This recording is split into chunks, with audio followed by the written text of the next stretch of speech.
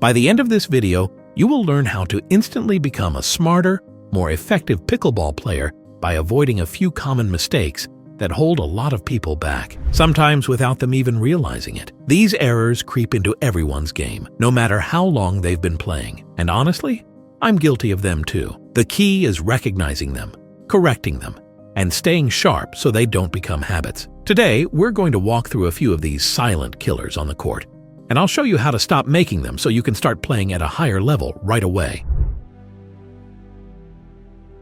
We've all had that moment where everything feels great, until it doesn't. You're rallying strong, moving well, feeling good, and then suddenly, the ball launches off the edge of your paddle like a bottle rocket headed for the bleachers. That, my friend, is the dreaded shank. More often than not, the root cause of this mistake is simple: poor footwork. It's not that your swing was wrong or your paddle wasn't good enough. It's that you didn't move your body into the right position. When the ball isn't lined up with your ideal contact zone, usually right in front of your body, you're forced to reach. And that's when things go sideways, literally. Especially at the kitchen line, this is where little steps make a big difference. You don't need to do anything fancy. Just shuffle side to side so the ball comes into your strike zone, rather than lunging out awkwardly to meet it. The court is small up there, so think of it like covering one big step in either direction. Stay grounded, stay balanced, and move your feet so your paddle can do what it's meant to do. When you get your feet set early, your paddle naturally finds the sweet spot more often. Less shanks, more control.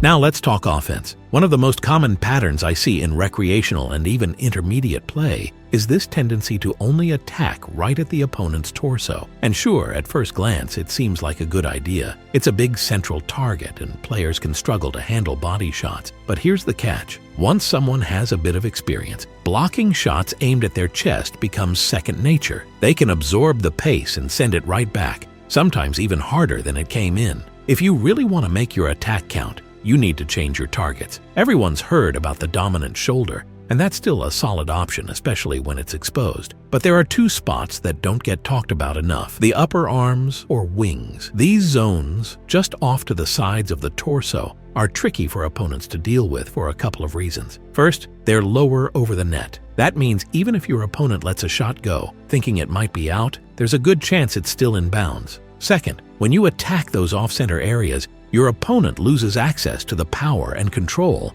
that comes from their core. They're reaching, flicking, reacting instead of dictating. On the backhand side especially, if someone has to stretch out to their wing, it becomes a soft, defensive shot at best. The more you can force those positions, the more control you take over the rally. So mix it up. Don't just hammer the middle. Start painting the edges of your opponent's strike zone.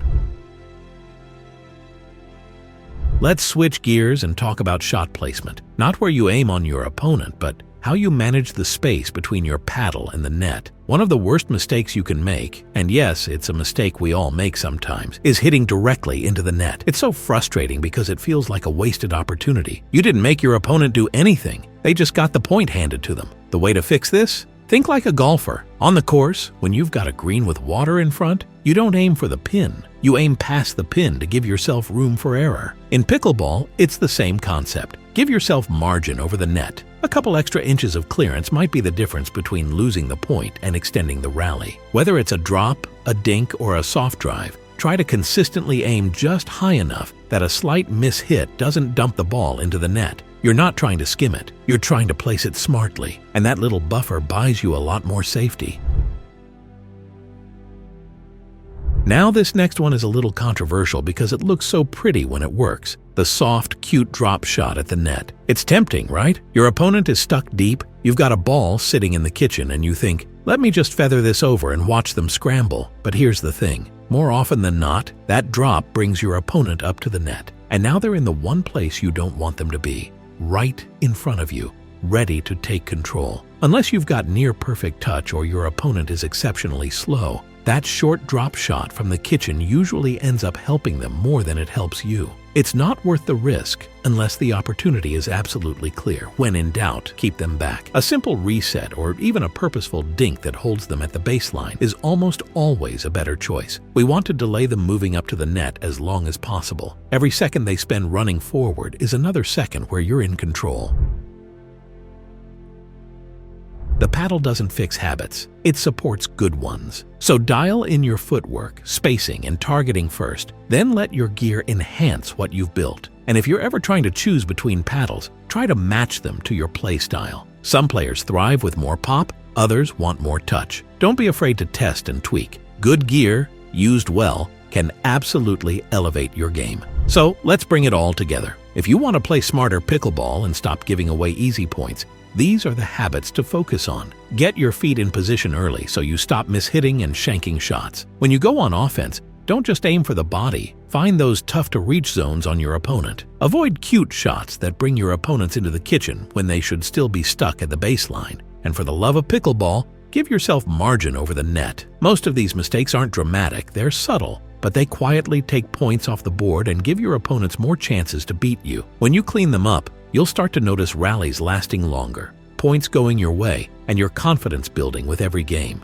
And hey, nobody plays perfect. You're still going to make mistakes from time to time. That's okay. The goal isn't perfection, it's progress. Thanks so much for watching. If you found this helpful, make sure to give it a like, subscribe, and share it with someone else who loves the game. Let's keep raising our level together, one smart play at a time.